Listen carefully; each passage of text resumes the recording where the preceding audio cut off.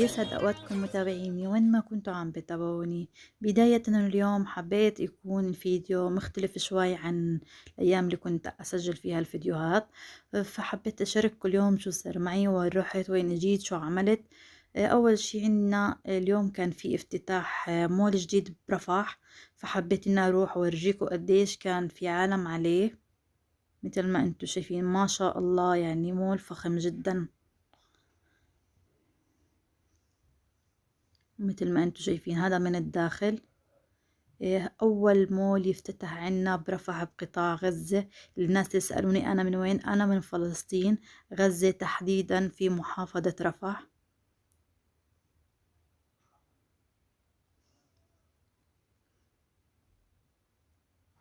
مشان هيك الناس يعني كانت فرحانة ومبسوطة كتير، لأنه رفح بدأت تصير محافظة حيوية، ويصير فيها أماكن، وتطورت كتير ما شاء الله.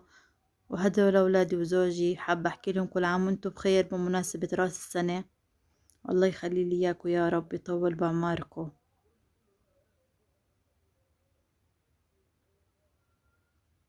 وهلأ هاي المشتريات اللي أنا اشتريتها من المول، بما إنه يعني رايحين عمول، أكيد إشي طبيعي إني أختار شغلات هيك أشتريها. مثل ما أنتم شايفين كورن فلوكس، حبوها الأولاد وحبيت أجيب لهم إياها. محارم. طبعا هاي الشغلات كانت بسيطة جدا، فإن شاء الله في الأيام الجاية راح أروح وأجيب كمان شغلات أكتر من هيك، وأرجيكم المول من جوا على شو بحتوي، شو فيه، شو معروضاته. يعني ما شاء الله، المول فخم كتير، وفي كل شو ما بتطلب الأسرة موجود فيه، من ملابس لا ميك اب لا أكل لا خضروات فواكه، شو ما بدكم بتلاقوا فيه. هذا عصير طبعا أولادي يختاروه،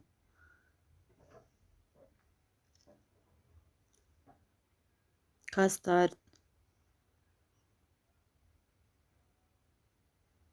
جيلاتين. جبت نوعين، النوع هاد وفي كمان نوع لقدام حتشوفوه.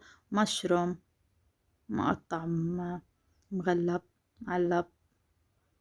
عصير برضو للأولاد، غير الشغلات اللي اشتروها وأكلوها هناك. ولا المول هاد في كمان قسم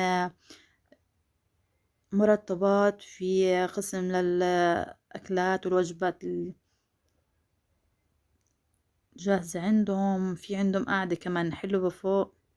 ان شاء الله لقدام راح اصور لكم مكان. هو كان ممنوع التصوير لانه كان بيحتوي على كم هائل من الناس، وانتوا عارفين نسوان وبنات وهيك الشغلات، انه كانوا يرفضوا شوية التصوير يعني.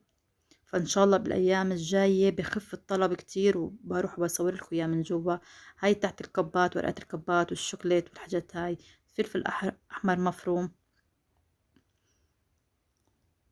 معكرونة. تغيير يعني، دايما بنجيب الحلزون وهيك شغلات، حبيت اني اغير.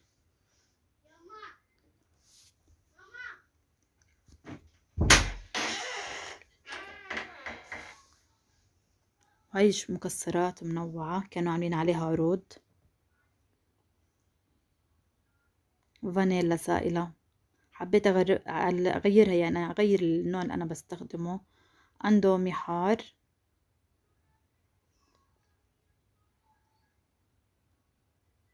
علكة بدون سكر، مش بتحتوي على سكر، كتير حلوة للي بيعملوا دايت، حلوة كتير، مناسبة إلهم. سعرها كمان حلو، مش غالي كتير. شيبسيات للولاد.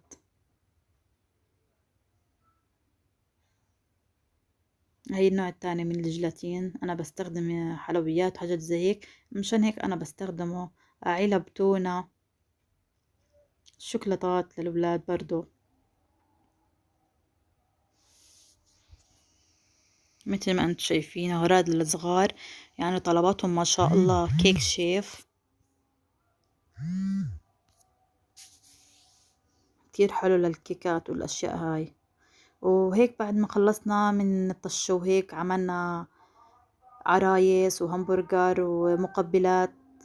وهلأ راح ندخل على الاشي الأهم وأهم. هاي وهاي هدية زوجي، عزيز الله يخلي لي إياه يا رب. كان جايب لي اسمي بالشكل هاد، وهلأ لقدام رح أفردلكوا إياه تشوفوه. كتير حلو وفخم جدا. والخلاط هاد بيحتوي على 10 قطع، كتير كتير حلو. حابب يعمل لي إياه مفاجأة وبخصوص افتتاح قناة، يعني هيك حاب إنه يهديني شي يخص القناة هذه. فأنا بجد بتشكره لأنه الخلاط هاد يعني متعدد الاستخدامات في كذا شغلة. وإن شاء الله لقدام راح أجربه قدامكم وتشوفوا كيف. وهي اسمه مثل ما انتم شايفين، وهي أجواء احتفال رأس السنة وعيد ميلادي. وهلأ راح